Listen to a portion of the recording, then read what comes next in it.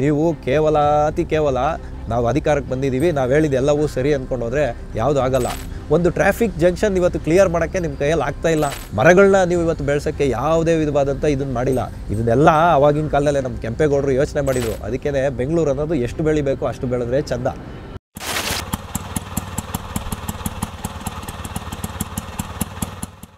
TV ವಿಕ್ರಮದ ಸಮಸ್ತ ವೀಕ್ಷಕರಿಗೆ ಆಟೋವಾಲಾ ಕಾರ್ಯಕ್ರಮಕ್ಕೆ ಆತ್ಮೀಯವಾದ ಸ್ವಾಗತ. ನಾನು ನಿಮ್ಮ ಜಯಂತ್ ಪಾಂಡೆ. ಡಿ ಕೆ ಶಿ ಅವರೇ, ಬ್ರ್ಯಾಂಡ್ ಬೆಂಗಳೂರಿಗೂ ಭಗವಂತಂಗೂ ಏನ್ರಿ ಸಂಬಂಧ ಅಂದರೆ, ಸ್ನೇಹಿತರೆ, ಇವಾಗ ನಮ್ಮ ನಗರಾಭಿವೃದ್ಧಿ ಸಚಿವರಾದಂತಹ ನೀರಾವರಿ ಸಚಿವರಾದಂತಹ ಡಿ ಕೆ ಶಿವಕುಮಾರ್ ಅವರು ಒಂದು ಕನಸನ್ನು ಇಟ್ಕೊಂಡು ಅಧಿಕಾರಕ್ಕೆ ಬಂದ ಮೇಲೆ ಹೇಳಿದ್ದೇನು ಅಂತ ಹೇಳಿದ್ರೆ, ನಾನು ಬ್ರ್ಯಾಂಡ್ ಬೆಂಗಳೂರು ಮಾಡ್ತೀನಿ, ಗ್ರೇಟರ್ ಬೆಂಗಳೂರು ಮಾಡ್ತೀನಿ ಅಂತೆಲ್ಲ ಹೇಳಿದರು. ಆದರೆ ಇವತ್ತು ಅವರು 2 ವರ್ಷ ಆಗೋದ್ರಲ್ಲಿ ಬಸವಳಿದ್ಬಿಟ್ಟಿದ್ದಾರೆ. ಬೆಂಗಳೂರನ್ನ ಬ್ರ್ಯಾಂಡ್ ಬೆಂಗಳೂರಾಗಿ ಮಾರ್ಪಾಡು ಮಾಡೋಕ್ಕಾಗಲ್ಲ ಅನ್ನುವಂಥ ನಿಟ್ಟಿನಲ್ಲಿ ಅವರೊಂದು ಸಣ್ಣದಾದಂಥ ಹೇಳಿಕೆಯನ್ನು ಕೊಟ್ಟಿರ್ತಕ್ಕಂಥದ್ದು. ನೆನ್ನೆ ಅವ್ರು ಏನು ಹೇಳ್ತಾರೆ ಅಂತ ಹೇಳಿದ್ರೆ, ಬೆಂಗಳೂರಿನಲ್ಲಿರ್ತಕ್ಕಂಥ ಟ್ರಾಫಿಕ್ ಸಮಸ್ಯೆಯನ್ನು ಬಗೆಹರಿಸಲಿಕ್ಕೆ ಭಗವಂತನ ಕೈಯಲ್ಲಿಂದಲೂ ಸಾಧ್ಯ ಇಲ್ಲ ಅಂತೆ. ನಾನು ಒಂದು ಮಾಧ್ಯಮ ಸ್ನೇಹಿತರ ಮುಂದೆ ಹೇಳಲಿಕ್ಕೆ ಬಯಸ್ತಾ ಇದ್ದೇನೆ, ತಪ್ಪು ಹೇಳಲಿಕ್ಕೆ ಬಯಸ್ತಾ ಇದ್ದೇನೆ. ವಿದಿನ್ 1 year, 2 year, 3 year ಈ ಬೆಂಗಳೂರಿನ ಮೇಲ್ಗಡೆ ಇರುವಂತ ಭಗವಂತ ಕೆಳಗಡೆ ನಡೆದಾಡಿದ್ರು ಇದು ಮಾಡೋಕ್ಕೆ ಸಾಧ್ಯ ಅಂತ ಕಷ್ಟ ಇದೆ. We have to plan properly. ಯೋಜನೆಯನ್ನು ಸರಿಯಾಗಿ ಮಾಡಬೇಕು. ಮುಂದಿನ ದಿನಗಳಲ್ಲಿ ಸರಿಯಾದ ರೀತಿಯ ಒಂದು ರೂಪರೇಷೆಗಳನ್ನು ಕೊಡಬೇಕು. ಇದನ್ನೆಲ್ಲ ಮಾಡಬೇಕಂದ್ರೆ ದೀರ್ಘಕಾಲೀನ ಯೋಜನೆಗಳನ್ನು ತೊಗೊಂಬರ್ಬೇಕಂತೆ. ಕರೆಕ್ಟ್ ಇದೆ, ಅವ್ರು ಹೇಳ್ತಾ ಇರೋದ್ರಲ್ಲಿ ತಪ್ಪಿಲ್ಲ. ಆದರೆ ನೀವು ಇಲ್ಲಿ ಭಗವಂತನ ಯಾಕೆ ಹೇಳೋದು ತೊಗೊಂಬರ್ತೀರಾ? ನೀವು ಇನ್ನೊಂದು ರಾಜಕೀಯ ಪಕ್ಷಗಳು ಏನು ಆಡಳಿತ ನಡೆಸಿದೋ ಆ ವಿಷಯಕ್ಕೆ ಹೋಗಂಗಿಲ್ಲ. ಯಾಕೆ ಅಂತ ಹೇಳಿದ್ರೆ, ನಾವು ಬಂದು ಎಲ್ಲನೂ ಸರಿ ಮಾಡ್ತೀವಿ ಅಂತ ಜನ ನಿಮಗೆ ಆಯ್ಕೆ ಮಾಡಿರ್ತಕ್ಕಂಥದ್ದು. ಹಾಗಾಗಿ ನೀವು ಬ್ರ್ಯಾಂಡ್ ಬೆಂಗಳೂರು ಮಾಡಿಬಿಡ್ತೀನಿ, ಗ್ರೇಟರ್ ಬೆಂಗಳೂರು ಮಾಡಿಬಿಡ್ತೀನಿ ಅಂತೆಲ್ಲ ಹೇಳಿದ್ದು, ಆಶ್ವಾಸನೆ ಕೊಟ್ಟಿದ್ದು ನೀವು ಅದನ್ನು ಸರಿ ಮಾಡಬೇಕು. ಇಲ್ಲಿ ಸೂಕ್ಷ್ಮವಾಗಿ ನಾವೆಲ್ಲರೂ ನೋಡಬೇಕಾಗಿರೋವಂಥ ಒಂದು ವಿಷಯ ಇದೆ. ಏನಪ್ಪ ಅದು ಅಂತ ಹೇಳಿದ್ರೆ, ಬ್ರ್ಯಾಂಡ್ ಬೆಂಗಳೂರಾಗಿ ಮಾಡೋದಕ್ಕೆ ಭಗವಂತ ಬರಬೇಕಾಗಿಲ್ಲ. ಭಗವಂತ ತನ್ನ ಕೆಲಸ ಮಾಡಿಕೊಂಡು ತಾವಿರ್ತಾರೆ. ಭಗವಂತನಿಗೆ ಬೇಕಾದಷ್ಟು ಈ ಪ್ರಪಂಚವನ್ನೇ ಮುನ್ನಡೆಸುವಂಥ ಕೆಲಸ ಇರುತ್ತೆ, ಅದನ್ನು ಅವರು ಮಾಡ್ತಾ ಇರ್ತಾರೆ.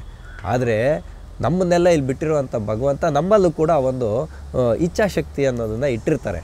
ಆ ಇಚ್ಛಾಶಕ್ತಿಗೆ ಅನುಸಾರವಾಗಿ ನಾವು ನಿಷ್ಕಲ್ಮಶ ಭಾವದಿಂದ ಯಾವುದೇ ಅಪೇಕ್ಷೆಗಳನ್ನು ಇಟ್ಕೊಳ್ಳದೆ ನಮ್ಮ ಸ್ಥಾನಗಳಲ್ಲಿ ನಾವು ಕೆಲಸ ಕಾರ್ಯಗಳನ್ನು ಸುಲಲಿತವಾಗಿ ಮಾಡಿದಾಗ, ಸಾಮಾನ್ಯ ಜನರ ಒಂದು ಅನಿಸಿಕೆಗಳಿಗೆ ಬೆಲೆ ಕೊಟ್ಟು ಕೆಲಸ ಮಾಡಿದಾಗ, ಆ ಮಾಡ್ತಕ್ಕಂಥ ಪ್ರಾಜೆಕ್ಟ್ಗಳಲ್ಲಿ ಏನನ್ನು ನಾವು ನಿರೀಕ್ಷೆ ಮಾಡದೆ ಜನಕ್ಕೆ ಉಪಯೋಗ ಆಗಬೇಕು ಅನ್ನೋ ದೃಷ್ಟಿಯಿಂದ ಕೆಲಸ ಮಾಡಿದಾಗ ಮಾತ್ರ ಬ್ರ್ಯಾಂಡ್ ಬೆಂಗಳೂರು ಅನ್ನೋದು ನಿರ್ಮಾಣ ಆಗುತ್ತೆ. ಬೆಂಗಳೂರಿನ ಟ್ರಾಫಿಕ್ ಸಮಸ್ಯೆನೂ ಬಗೆಹರಿಯುತ್ತೆ. ಆದರೆ ನಂಗೆ ಇಲ್ಲಿ ನಗು ಬರ್ತಾ ಇರೋ ವಿಚಾರ ಏನು ಅಂತೇಳಿದ್ರೆ, ಇಲ್ಲಿವರೆಗೂ ಬೆಂಗಳೂರು ಸುತ್ತಮುತ್ತ ಎಲ್ಲ ಎಷ್ಟೊಂದು ಲೇಔಟ್ಗಳು ಅನಧಿಕೃತ ಅಂತ ಹೇಳಿದಂಥ ಸರ್ಕಾರ ಇವತ್ತು ತಾನು ಕೊಟ್ಟಂಥ ಗ್ಯಾರಂಟಿ ಯೋಜನೆಗಳಿಗೆ ಹಣವನ್ನು ಹೊಂದಿಸಬೇಕಾಗಿರುವಂಥ ಪರಿಸ್ಥಿತಿಗೆ ಎದುರಾಗೋಗಿದೆ. ಯಾಕೆ ಅಂತೇಳಿದ್ರೆ, ರಾಜಸ್ವ ಅಂದರೆ ಇವಾಗ ಏನು ಆದಾಯ ಬರ್ತಾ ಇದೆ ಸರ್ಕಾರಕ್ಕೆ ಕಡಿಮೆ ಆಗ್ತಾ ಇದೆ, ಕರ್ನಾಟಕ ರಾಜ್ಯ ಸರ್ಕಾರಕ್ಕೆ. ಇದರಿಂದ ವಿರೋಧ ಪಕ್ಷಗಳವರು ಪ್ರಶ್ನೆ ಮಾಡಿದ್ರೆ ನಮ್ಮ CM ಅವರು ಹಾರಿಕೆ ಉತ್ತರವನ್ನು ಕೊಡ್ತಾರೆ. ಭಾಜಪದವರ ಕಾಲದಲ್ಲಿ ಇದೇ ರೀತಿಯಾಗಿ ಪಾತಾಳಕ್ಕೆ ಕೊಟ್ಟೋಗಿತ್ತು ಅಂತ. ಹೌದು, ಅವ್ರ ಕಾಲದಲ್ಲಿ ಪಾತಾಳಕ್ಕೆ ಹೋಗಿದ್ದಕ್ಕೇ ನೀವು ತೊಗೊಂಬಂದದನ್ನು ಮೇಲಕ್ಕೆ ತೊಗೊಂಬರಲಿ, ಭೂಮಿ ಲೆವೆಲ್ಗೆ ತೊಗೊಂಬರಲಿ ಅಂತಲೇ ನಿಮ್ಗೆ ಅಧಿಕಾರ ಕೊಟ್ಟಿದ್ದು. ಆದರೆ ನೀವು ಮಾಡಿದ್ದೇನು? ಬಂದವರೇ ಫಸ್ಟು 80,000 ಕೋಟಿಯಷ್ಟು ಸಾಲ ಮಾಡಿದ್ರಿ. ಮತ್ತು 24-25ನೇ ಸಾಲಿನ ಬಡ್ಜೆಟಲ್ಲಿ 1,00,000 ಚಿಲ್ಲರೆ 20,000 ಕೋಟಿಗಳ ಸಾಲವನ್ನು ಮಾಡಿದ್ರಿ. ಅದೆಲ್ಲನೂ ಮಾಡಿ ನೀವೇ ಕೊಟ್ಟಂತಹ ಪಂಚಭಾಗ್ಯಗಳನ್ನು ಪರಿಪೂರ್ಣವಾಗಿ ಮಾಡೋಕ್ಕೆ ನಿಮ್ಮ ಕೈಯಿಂದ ಸಾಧ್ಯ ಆಗಲೇ ಇಲ್ಲ. ಅಭಿವೃದ್ಧಿ ಕಾರ್ಯಗಳೆಲ್ಲ ಕುಂಠಿತ ಆಗೋಯ್ತು. ಇವಾಗ ನಮ್ಮ CM ಅವರೇ ಹೇಳೋಂಗೆ ಟ್ರಾಫಿಕ್ ಸಮಸ್ಯೆ ಬಗೆಹರಿಸೋಕ್ಕೆ ಭಗವಂತ ಬರೋವಂಥ ಲೆವೆಲ್ಗೆ ಬೆಂಗಳೂರನ್ನು ತೊಗೊಂಬಂದ್ರಿ. ನೀವು ಕನಿಷ್ಠ ಪಕ್ಷ ರೋಡಲ್ಲಿ ಗುಂಡಿಗಳನ್ನು ಸರಿಯಾದ ರೀತಿಯಲ್ಲಿ ಮುಚ್ಚೋದಕ್ಕೂ ಕೂಡ ಅಸಮರ್ಥರಾಗಿ ಹೋಗಿದೆ ಈ ಸರ್ಕಾರ. ಅಸಮರ್ಥ ಸರ್ಕಾರ ಆಗಿದೆ ಇದು. ಕೇವಲ ನಿಮ್ಮ ಕುರ್ಚಿಯ ತಿಕ್ಕಾಟ, ನಿಮ್ಮ ಒಂದು ರಾಜಕೀಯ ತಿಕ್ಕಾಟ ಮತ್ತು ವಿರೋಧ ಪಕ್ಷಗಳನ್ನು ಟೀಕಿಸೋದು, ಇಂಥ ಕೆಲಸಗಳಲ್ಲೇ ನೀವು ನಿಮಗ್ನರಾಗಿ ಬೆಂಗಳೂರನ್ನ ಎಲ್ಲಿಂದ ನೀವು ಬ್ರ್ಯಾಂಡ್ ಮಾಡ್ತೀರಾ? ಹಾಗಾಗಿ ಇವಾಗ ಒಂದು ವಿಷಯ ಇಲ್ಲಿ ಮುನ್ನೆಲೆಗೆ ಬರ್ತಾಯಿದೆ. ಈಗ ಹೇಳಿ ಕೇಳಿ ವರ್ಷಾಂತ್ಯಕ್ಕೆ ನಾವು ಬರ್ತಾಯಿದ್ದೀವಿ. ಮುಂದೆ ಇನ್ನೊಂದು 10 ದಿನ ಕಳೆಯೋಷ್ಟರಲ್ಲಿ 10-15 ದಿನ ಕಳೆಯೋಷ್ಟರಲ್ಲಿ ಬಡ್ಜೆಟ್ ಬರಬೇಕು. ಇಲ್ಲಿಯವರೆಗೆ ಕಾಮಗಾರಿಗಳ ಬಿಲ್ಲನ್ನು ಪೆಂಡಿಂಗ್ ಇಟ್ಕೊಂಡಿರೋದು ರಾಜ್ಯ ಸರ್ಕಾರ 64,000 ಕೋಟಿ ರೂಪಾಯಿಗಳ ಕಾಮಗಾರಿಗಳ ಬಿಲ್ಲನ್ನು ಪೆಂಡಿಂಗ್ ಇಟ್ಕೊಂಡಿದೆ. ಎಲ್ಲಿಂದ ಮಾಡ್ತಾರ್ರಿ ಗುತ್ತಿಗೆದಾರರು? ಇದೆಲ್ಲ ನೀವು ಜನಗಳಿಗೆ ಸುಮ್ಮನೆ ಕಣ್ಣೊರ್ಸೋ ತಂತ್ರ ನೀವು ಮಾಡ್ತಾ ಇರ್ತಕ್ಕಂಥದ್ದು. ಸುರಂಗ ಮಾರ್ಗ, ಟನಲ್ ಮಾರ್ಗ ಮಾಡ್ತೀವಿ, ಡಬಲ್ ಡೇಕರ್ ಫ್ಲೈಓವರ್ ಮಾಡ್ತೀವಿ ಅಂತೆಲ್ಲ ಗಗನ ಕುಸುಮ ಮಾಡ್ತಾಯಿದ್ದೀರ ಜನರಿಗೆ. ಅದೆಲ್ಲ ಮಾಡೋದನ್ನು ಬಿಟ್ಟು ಮೂಲಭೂತ ಸೌಕರ್ಯಗಳನ್ನು ಸರಿಯಾಗಿ ಮಾಡಿದ್ರೆ ಸಾಕು. ಮಹಾರಾಜರಿದ್ರಲ್ಲ, ಮೈಸೂರು ಮಹಾರಾಜರ ರಾಜವಂಶಸ್ಥರು, ಅವರನ್ನು ಕಾಡಿಸಿ ಪೀಡಿಸಿ 15 ಎಕರೆ ಜಾಗ ತೊಗೊಂಡು ರೋಡ್ ವೈಡ್ನಿಂಗ್ ಮಾಡ್ತೀವಿ ಅಂತ ಹೇಳಿರಲ್ಲ. ಇವಾಗ ಅದರದ್ದು TDR 3,500 ಕೋಟಿ ಕೊಡಿ ಅಂದರೆ ನಿಮ್ಮ ಕೈಯಲ್ಲಿ ಕೊಡೋಕ್ಕಾಗಲ್ಲ. 88,000 ಕೋಟಿ ರೂಪಾಯಿ ಖರ್ಚು ಮಾಡಿಬಿಟ್ಟು ಟನಲ್ ರೋಡ್ ಮಾಡೋದಕ್ಕೆ ನಿಮ್ಗಾಗುತ್ತೆ. ಇಲ್ಲೇ ತೋರಿಸುತ್ತಲ್ಲ ನಿಮ್ಮ ರಾಜಕೀಯ ಇಚ್ಛಾಶಕ್ತಿಯನ್ನು.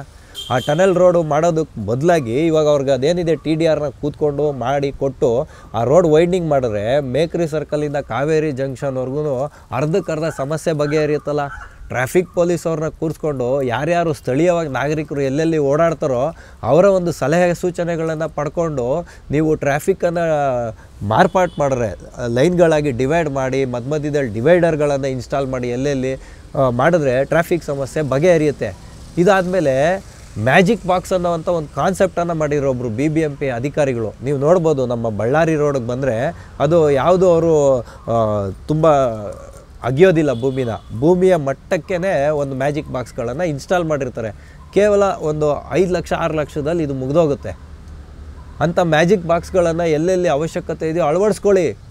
ಮತ್ತು ಡಿಫೆನ್ಸ್ ಲ್ಯಾಂಡು ಇವಾಗ ಮುಕ್ತಾ ಇದೆ. ಜನರ ಒಂದು ಸೌಲಭ್ಯಕ್ಕೋಸ್ಕರ ಡಿಫೆನ್ಸ್ ಅವರು ಲ್ಯಾಂಡನ್ನು ಬಿಟ್ಕೊಡ್ತಾರೆ ರಸ್ತೆಗಳಿಗೂ ಸುಲಲಿತ ಸಂಚಾರಕ್ಕೋಸ್ಕರ. ಅಂಥದನ್ನೆಲ್ಲ ಉಪಯೋಗ ಮಾಡೋದು ಬಿಟ್ಬಿಟ್ಟು ನಿಮಗೆ 1,000 ಕೋಟಿ ರೂಪಾಯಿಗಳ ಬೆಲೆ ಬಾಳುವಂತಹ ಕಾಂಟ್ರಾಕ್ಟ್ಗಳನ್ನು ಕೊಟ್ಟಾಗ ಮಾತ್ರ ಸಮಸ್ಯೆ ಬಗೆಹರುತ್ತೆ ಅಂತ ಹೇಳ್ತಕ್ಕಂಥದ್ದು ಒಂದು ಮೂರ್ಖತನದ ಪರಮಾವಧಿ ಅಂತ ನಾನು ಈ ಮೂಲಕ ಹೇಳಲಿಕ್ಕೆ ಇಷ್ಟಪಡ್ತೀನಿ.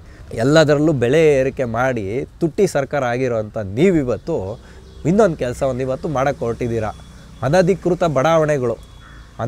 ಬಡಾವಣೆ ಅಂದರೆ ಇವಾಗ ಯಾರ್ದೋ ಜಮೀನು ಇರುತ್ತೆ, ಅವರು ಏನು ಅದನ್ನು ಕನ್ವರ್ಷನ್ ಮಾಡೋದಿಲ್ಲ, ಏನಿಲ್ಲ, ಅವ್ರಿಗೆ ಹೆಂಗೆ ಬೇಕೋ ಹಂಗೆ ಸೈಟ್ಗಳು ಮಾಡಿಬಿಟ್ಟು ಮಾರಿ ಒಬ್ರಿಬ್ರಿಗೆ ಮಾರಿ ಜನಗಳನ್ನ ತೊಂದರೆಗೆ ಸಿಕ್ಕಾಕ್ಸ್ತಾ ಇದ್ದಾರೆ. ಆದರೆ ನೀವು ಇವತ್ತು ಬೆಂಗಳೂರನ್ನು ಬ್ರ್ಯಾಂಡಾಗಿ ಮಾಡಬೇಕು ಅಂತ ಹೇಳಿದ್ರೆ ಇನ್ನೂ ಎಷ್ಟು ಹಳ್ಳಿಗಳನ್ನ ನೀವು ಸೇರಿಸ್ಕೊಂಡು ಹೋಗ್ತಾ ಇರ್ತೀರಾ.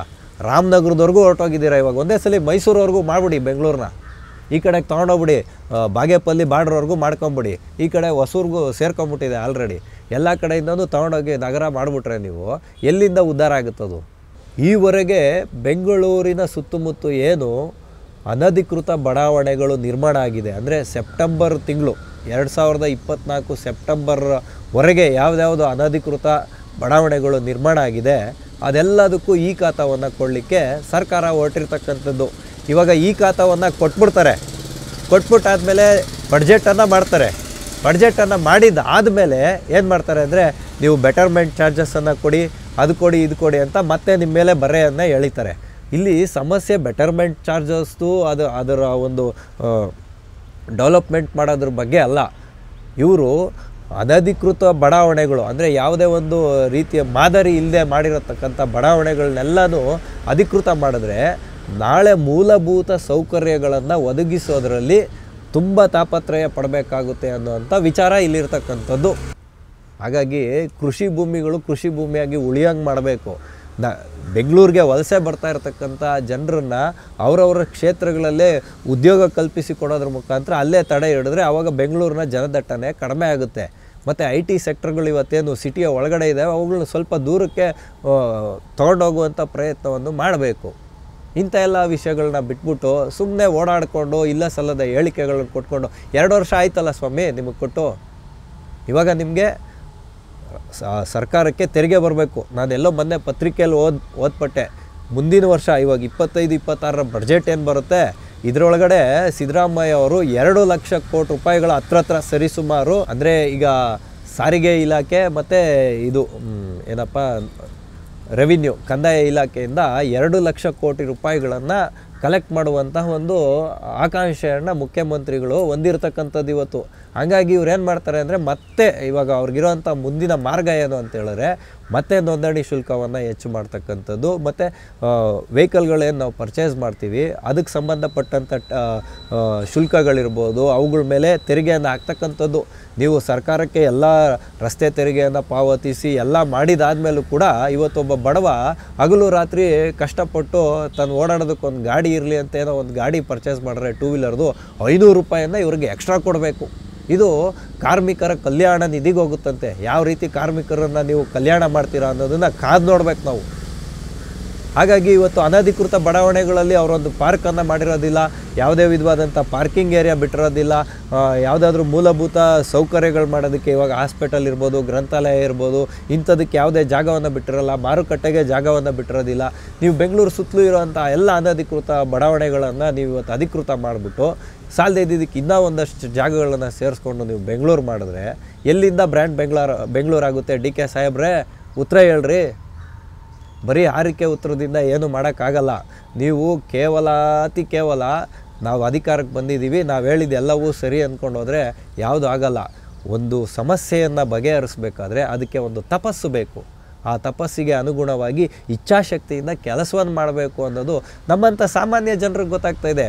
ಒಂದು ಟ್ರಾಫಿಕ್ ಜಂಕ್ಷನ್ ಇವತ್ತು ಕ್ಲಿಯರ್ ಮಾಡೋಕ್ಕೆ ನಿಮ್ಮ ಕೈಯಲ್ಲಿ ಆಗ್ತಾಯಿಲ್ಲ. ಗಂಟೆಗಟ್ಟಲೆ ಕಿಲೋಮೀಟ್ರ್ಗಟ್ಟಲೆ ಜಾಮ್ ಆಗುತ್ತೆ.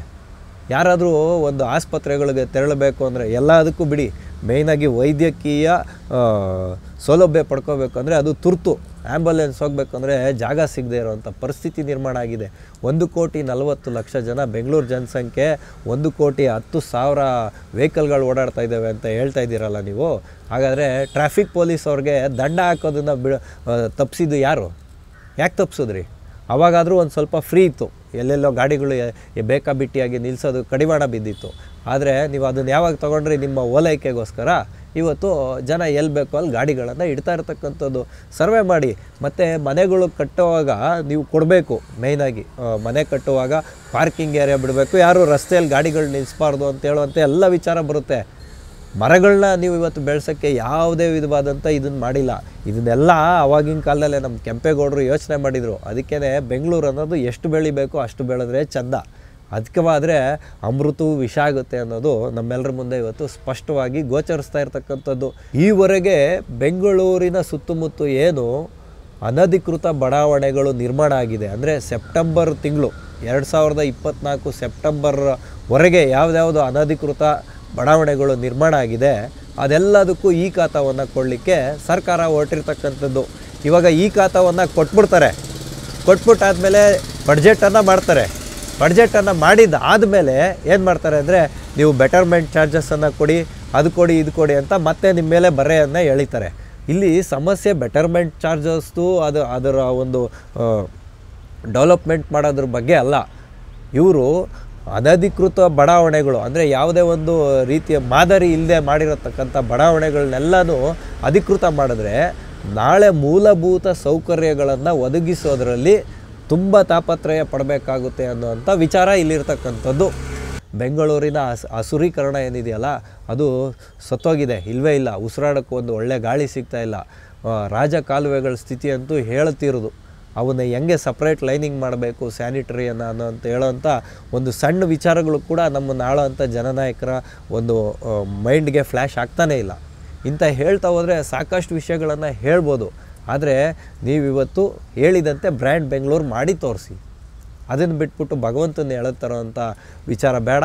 ನಿಮ್ಮ ಇಚ್ಛಾಶಕ್ತಿಗೆ ಸ್ವಲ್ಪ ಕೆಲಸವನ್ನು ಕೊಡಿ ಅಂತ ಹೇಳುವಂಥ ವಿಷಯದೊಂದಿಗೆ ಆಟೋವಾಲ ಕಾರ್ಯಕ್ರಮವನ್ನು ನಾವಿಂದು ಮುಗಿಸ್ತಾ ಇದ್ದೇವೆ. ಮುಂದೆ ಇಂತಹದ್ದೇ ಒಂದು ಕುತೂಹಲಕಾರಿಯಾದ ವಿಷಯದೊಂದಿಗೆ ನಾವೆಲ್ಲರೂ ಮತ್ತೆ ಭೇಟಿಯಾಗೋಣ. ಅಲ್ಲಿಯವರೆಗೂ ಟಿ ವಿ ವಿಕ್ರಮವನ್ನು ಸಬ್ಸ್ಕ್ರೈಬ್ ಮಾಡುವುದರ ಮುಖಾಂತರ, ನಿಮ್ಮ ಸದ್ವಿಚಾರಗಳನ್ನು ಕಾಮೆಂಟ್ ಮಾಡುವುದರ ಮುಖಾಂತರ ಹಾಗೂ ಶೇರ್ ಮಾಡುವುದರ ಮುಖಾಂತರ ನಮ್ಮನ್ನು ಪ್ರೋತ್ಸಾಹಿಸಿ. ಟಿವಿ ವಿಕ್ರಮ, ದೇಶ ನಿಮ್ಮ ಕೈಯಲ್ಲಿ.